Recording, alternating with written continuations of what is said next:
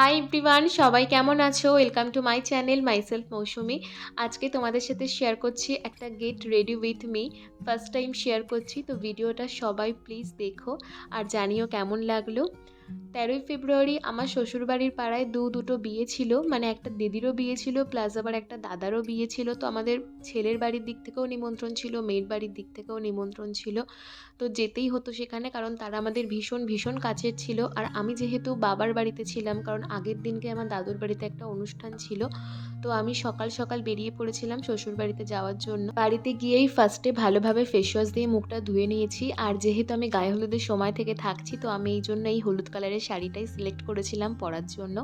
আর যেহেতু দুপুরবেলায়, তো আমি খুব বেশি একটা মেকআপ করব না, তো আমি যেটুকু করছি আমি সেটুকুই তোমাদের সাথে শেয়ার করছি। আর আমি কিন্তু খুব ভালো একটা মেকআপ করতে পারি না, যেহেতু আমি নাচ শিখি।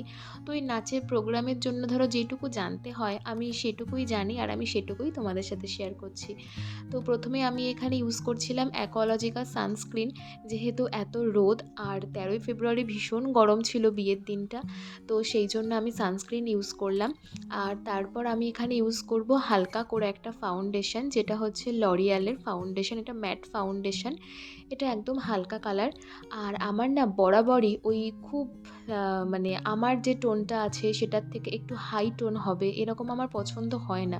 মানে খুব ফর্সা লাগবে, খুব সাদা সাদা ব্যাপারটা আসবে, এটা আমার কোনোদিনই পছন্দ হয় না। তো আমি সেই জন্যই একদম অল্প করে ফাউন্ডেশন ইউজ করছি, বেশি একদমই ইউজ করছি না। আর আমার কাছে না ফাউন্ডেশন ব্রাশও আছে, বাট আমি না ব্রাশের থেকে বেশি এই মেকআপ ব্লেন্ডারটা ইউজ করি, এটা আমার ভীষণ ভালো লাগে। এটা কোন কোম্পানির আমার সত্যিই মনে নেই, কারণ আমার বিয়ে হয়েছে 1 বছর আর এটা আমার বিয়েরও আগে কেনা, তো বুঝতেই পারছো মনে থাকার কথাও নয়।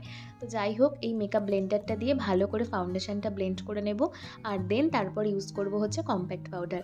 আর তোমাদেরকে একটা কথা জানাই, আমি কিন্তু কারোর কাছ থেকেই মেকআপ শিখিনি, মানে কোনোদিনও ইচ্ছা হয়নি। আর আমি খুব একটা না বেশি মেকআপ করতে পছন্দও করি না। তো আমি একটা ভিডিও দেখেই শিখেছিলাম, একটা দিদির ভিডিও দেখে। তো ও আমাকে কিছুটা হেল্প করেছিল। ও আমাকে কিছু কিছু ক্রিম সাজেস্ট করেছিল, যেমন ধরো তোমার প্রাইমার ক্রিম, তারপর ফাউন্ডেশন, তারপর ব্লাশার। তো ওই সেখান থেকেই যা শিখেছিলাম আর সেটুকু দিয়েই আমি করার চেষ্টা করি, আর আজকে সেটুকুই তোমাদের সাথে শেয়ার করছি। আবারও বললাম।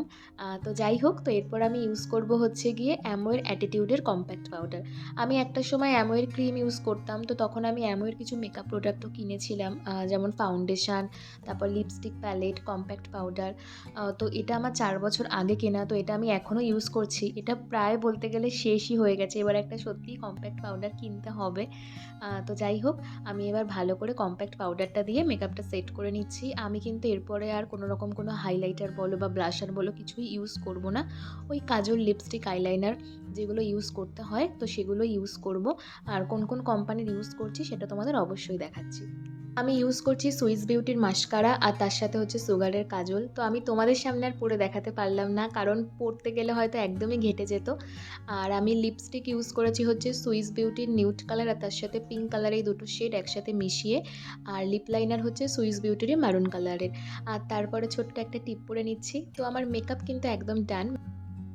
আর আমি এখন হালকা কিছু জুয়েলারি পরে নিচ্ছি, যেহেতু দুপুরবেলায় বেশি গয়নাগাটি পরবো না।